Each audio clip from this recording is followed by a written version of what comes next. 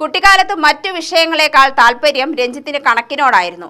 കണക്കിനോടുള്ള പഴയ 7ാം ക്ലാസ്സുകാരന്റെ അഭിരുചി കണ്ട് അന്നത്തെ അധ്യാപകൻ അവനെ ഗണിത ക്ലബ്ബ് പ്രവർത്തനങ്ങളുടെ ഭാഗമാക്കി.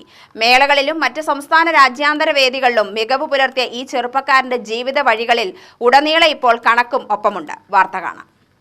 വാണിയംകുളം TRK ഹൈസ്കൂളിൽ നിന്നും 18 വർഷങ്ങൾക്ക് മുമ്പാണ് രഞ്ജിത്ത് 10ാം ക്ലാസ് പഠനം പൂർത്തിയാക്കി ഇറങ്ങിയത്.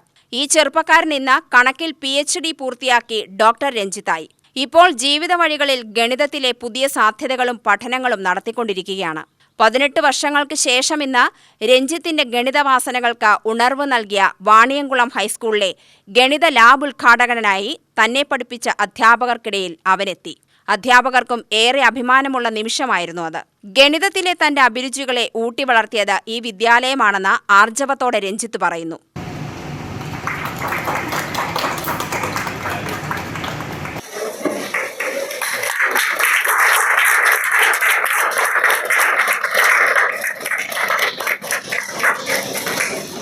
ഈ ഉദ്ഘാടനത്തിന് ജഗദീഷ് സാർ എന്നെ വിളിച്ചപ്പോൾ ആദ്യം ചോദിച്ചൊരു കാര്യം, സാർ ഇതിനൊക്കെ ഞാൻ മതിയോ എന്നുള്ളത്. അപ്പൊ സാറ് പറഞ്ഞത്, നമ്മുടെ മാത്സ് ക്ലബിൽ നിന്ന് പോയി മാത്സിൽ PhD ചെയ്ത ഒരാളെന്നുള്ള രീതിയിൽ താനതിന് ഓക്കെ ആണ് എന്നാ സാറ് പറഞ്ഞത്.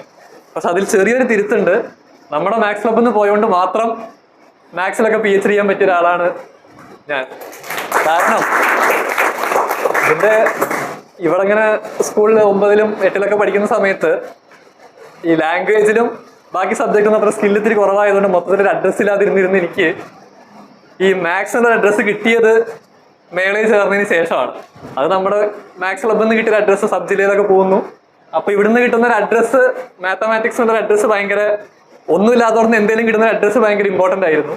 അപ്പൊ പിന്നെ +1 ചെല്ലുമ്പോഴും +2 ചെല്ലുമ്പോഴൊക്കെ ബാക്കിയുള്ള വിഷയങ്ങളൊക്കെ എന്തോ ആയിക്കോട്ടെ, നമ്മുടെ അഡ്രസ്സ് എങ്ങനെയെങ്കിലും കഷ്ടപ്പെട്ട് പിടിച്ചു നിർത്തണം എന്നുള്ള ഒറ്റതിലാണ് +1ലും +2ലൊക്കെ പോകുമ്പോൾ ബാക്കിയുള്ള സബ്ജക്റ്റൊക്കെ വിട്ടിരുന്നെങ്കിലും മാത്സ് പരമാവധി എങ്ങനെയെങ്കിലും കിട്ടിയൊരു സാധനം വിടരുത് എന്നുള്ളൊരു ചിന്തയായിരുന്നു +1ലും +2ലൊക്കെ. പിന്നെ ഇവിടുന്ന് കിട്ടിയ അതേ ഒരു ഐഡിയയിലാണ് നമ്മൾ BSc മാത്സ് MSc മാത്സ് പറഞ്ഞു പോയത്. അതിനുശേഷമൊക്കെ ഭാഗ്യം കൊണ്ട് ഇവിടം വരെ വന്ന് നിൽക്കുന്നു. പൂർവ്വ വിദ്യാർത്ഥികളും അധ്യാപകരും രഞ്ജിത്തിനെ കേൾക്കാനെത്തിയിരുന്നു. ഉദ്ഘാടന ചടങ്ങിൽ KV വേണുഗോപാലൻ അധ്യക്ഷനായി. UTV news, Palakkad.